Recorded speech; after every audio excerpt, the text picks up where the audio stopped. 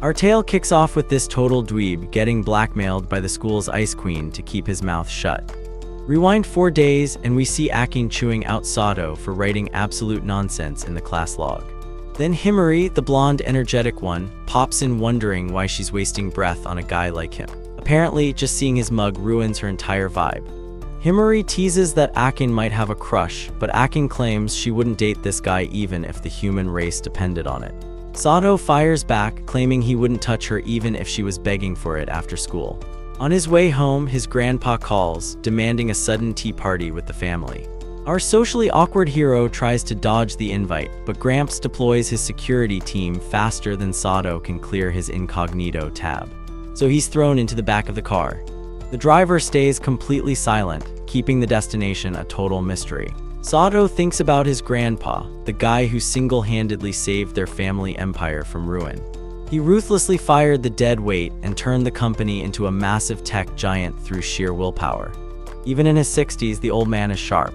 Just as Sato arrives and waits, Akin suddenly appears out of nowhere. She demands to know why he's stalking her, but he explains he was summoned here. Her grandma called her too, and she's visibly annoyed that he's crashing her quality family time. Sato tells her to quit whining, which triggers her inner Karen. She demands an apology and vows to nag him until the end of time if she doesn't get one. But Sato refuses to simp or apologize for existing, standing his ground against her. Suddenly, their grandparents roll up in a Ferrari, confusing everyone before dragging the two teens along for the ride. They end up at a restaurant fancier than anything they've ever seen. Realizing it's on the house, Akin immediately starts ordering expensive juice like it's water. Sato comments on her thirst, but she claims looking at his face killed her appetite for actual food. He asks if she's emitting some kind of toxic gas that ruins hunger for everyone nearby. Finally, he asks why they're actually here. The grandfather drops a nuke, announcing that he wants Sato and Akin to get married right now. Sato assumes it's a prank, but the old man is dead serious. Akin objects immediately, asking why they'd marry while still in high school. The elders explain they were once lovers who missed their chance, a classic tragic backstory. Gramps married someone else and lived happily until he lost his wife a decade ago. Akin's grandma also became a widow, and Sato's grandfather has been looking out for her ever since. They basically want their grandkids to live out the romance they missed, which is a lot of pressure. Akin argues that marriage should be about love, not a contract. Sato agrees, wanting absolutely zero part of this madness. Grandpa anticipated the pushback, noting that their stubbornness just proves how much they resemble their grandparent. Then he plays the ace, claiming if Sato refuses, the family fortune goes to a stray dog. Meanwhile, Grandma whispers something into Akin's ear that leaves the girl completely shook. Grandpa tells them to use their brains before throwing away a golden ticket, giving them exactly 3 days to decide. Once the elders leave, Akin asks if he's actually crazy enough to agree. He throws the question back at her, and she immediately dodges it like a bullet. Sato presses her on what the grandma whispered, but Akin locks that secret down tight, insisting it's irrelevant. Later, Akin calls Himari, asking a hypothetical about being forced into an arranged marriage with someone she hates. Himari calls that idea ancient history and says she'd rebel. The reason being, she already has a massive crush on someone and plans to marry for love. Akin tries to dig for a name, but Himari stays silent. Then Himari flips the script, asking if Akin likes anyone. Akin admits there is a guy, but she mostly wishes he would just spontaneously combust. Meanwhile, Sato is stressing out about being legally bound to his school nemesis, a girl he already can't stand seeing every single day. Jizzy spots his internal crisis and asks what his gut says. Does he want freedom or the massive inheritance? He wants both, obviously, but she reminds him reality is rarely that generous. Still, she promises to have his back regardless of the disaster he chooses. At school, he tries to be nice, but Akin ignores him cold. A few days later, they stand before the grandfather to deliver the final verdict. They agree to the marriage, though Akin clarifies it's purely business, not pleasure. The elders are thrilled, having already planned the entire setup. Grandpa reveals they are getting married instantly and moving into a house he already bought. At the new place, Sato locks the door and Akin immediately panics, thinking he's trapping her. He explains how door locks work, but she remains paranoid. Then Gramps calls, dropping the rule that married couples must share a bed. Akin freaks out, accusing Sato of plotting to make a move on her that very night. Sato assures her he has zero interest in forcing anything weird. She storms off, but later in sleep, he accidentally touches her, sending her into a rage. And that brings us back to now, where she's threatening to delete his existence if he talks. Himari catches them whispering, but Sato claims it was absolutely nothing important. Later, Shizzy sniffs out his new shampoo and demands to know where he slept. He tries to lie, but Shizzy's radar goes off. She suspects a secret marriage. She knows about the company weirdness and has already located his secret love nest. Sato drags her outside to beg for silence, but she demands a bribe in return. After gym, Sato is already irritated. Akin nags him to clean up, but he argues the next class actually needs the gear. Himari overhears and mentions they already tidied everything up.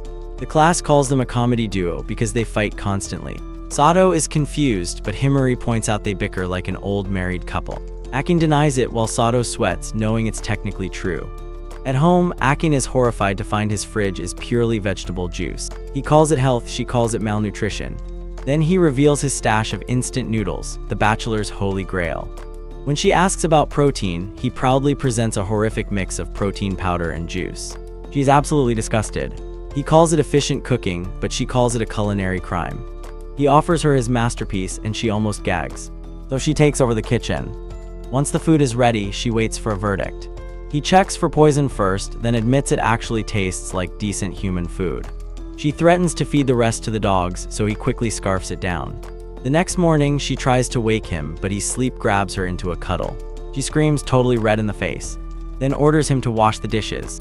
He wants to procrastinate, but she forces him to scrub immediately. Later, she finds an empty toilet roll and loses it. She asks why he's so lazy, and his casual attitude just infuriates her. Walking to school, he wonders if they'll survive without killing each other. That night, his loud zombie game session gets on her nerves. They argue until the doorbell interrupts. He trips, smashing his game console. Later, he finds Akin passed out in the bath. He pulls her out, slips, and they land in a compromising position. Naturally, she calls him a pervert immediately. The next day, Akin vents to Himari about their domestic war. Himari suggests she actually try understanding him. Meanwhile, Sato complains to Shizzy about his angry wife. Shizzy suggests sweeping her off her feet, literally. At home, Akin calls a truce meeting. She still dislikes him but wants peaceful coexistence. They establish ground rules, mostly involving him doing more chores. To smooth things over, Sato bribes her with strawberry shortcake, which actually works. She praises the treat and even offers to help clean up. Seeing her smile, Sato thinks they might not be doomed.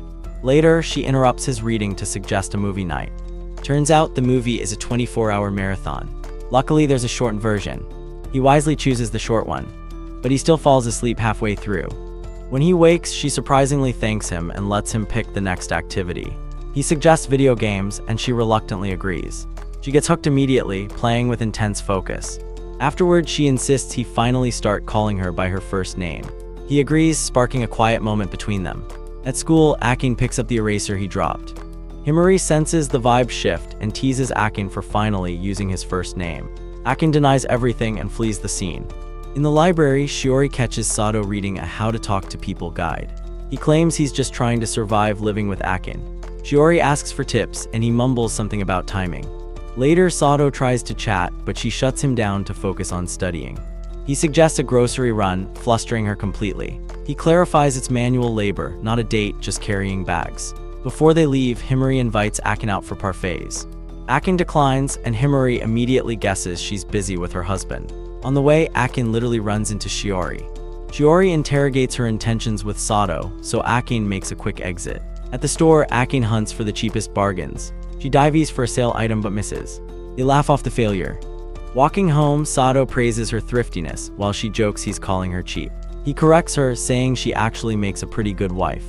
That night, Akin wakes up to him poking her face. Since she hugged him in her sleep, she allows the poking. Morning comes, she burns the toast, and he mocks her culinary skills. Akin pulls an all-nighter studying for a quiz. Sato feeds her a strawberry sandwich to keep her alive. She claims snacks won't help him beat her score. The next day, she's running on fumes and nearly passes out. Himari tells her to sleep, joking she can't beat Sato anyway. That night, Akin studies through a fever. She reveals her dream of becoming a doctor. Her family is broke, so Grandma promised to pay tuition only if she married Sato. When she collapses, Sato rushes her to the hospital, telling her not to quit now. Back at school, Himari praises Sato's test scores and starts flirting with the guy. Akin glares, warning him to back off other girls since he's legally taken. Seeing he forgot his lunch, Akin hands hers over. He admits he forgot, and she worries he secretly hates her cooking. He denies it, so she orders him to eat every bite. Just as they dig in, Shizzy appears like a vulture, claiming she's starving despite eating a massive breakfast earlier. Sato tries to hoard his food, but peer pressure forces him to share. Himari spots the matching lunchboxes and jokes that Akin cooked for him. They both loudly deny being a couple, while internally acknowledging the awkward truth. Himari leaps off some stairs expecting a catch, but Sato lets her drop. She laughs, noting that letting girls fall isn't great for his dating life. Sato just walks away. She asks again about the lunch, but he insists it was a total coincidence. She presses on, but he flatly denies dating Akin. Himari decides to investigate further, while Shizzy watches the drama unfold. That night, Akin hears a noise and screams, convinced it's a ghost. Sato checks it out, finding nothing, but she's too terrified to be alone. She begs him to stay, and he sighs, agreeing. Still spooked the next day, she asks him to guard the bathroom while she showers. When he goes silent, she panics, thinking the ghosts got him. She bursts out to check on him, accidentally flashing him in the process. The next day, Sato vents to Shizzy about being exhausted. Shizzy teases him, asking if the honeymoon phase is already over. She offers support, hinting that everyone needs a partner, implying it should be her. When asked about Akin, Sato admits she's been acting weird lately. Shizzy decides to investigate the wife. She corners Akin, revealing she knows all about the secret marriage. Sato tries to play dumb, but Shizzy presses on. Akin gets mad, blaming Sato for leaking the secret. He swears he didn't say a word. Then Shizzy drops the bomb. The house is definitely haunted, but she claims she can fix it. They head to the house, where Shizzy immediately senses evil vibes. Sato and Akin are noticeably freaked out.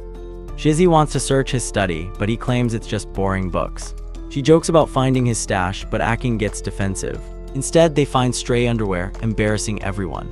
Next, they raid Akin's room, where Shizzy continues the roasting session. Shizzy announces she found the ghost, leaving the couple confused. Turns out she's been here before and just didn't mention it. She offers to exorcise the house if Akin cooks dinner. Later, while they game, Akin starts feeling like the third wheel. Seeing their chemistry, she wonders if they're a bit too close. Sato asks if she's salty, but she denies it. That night, Shizzy casually asks to join Sato in the shower. Akin loses her mind, asking if they're actually serious. Shizzy claims it's a childhood habit, but Akin puts a stop to it. Later, Akin brings up a cat game he mentioned. They banter, and she admits she feels better, except for one detail. She likes Shizzy, but thinks Sato spoils the girl way too much. He says he only does it to prevent her tears. Akin gets embarrassed and shuts up. Later, Shizzy accuses Akin of being jealous of her time with Sato.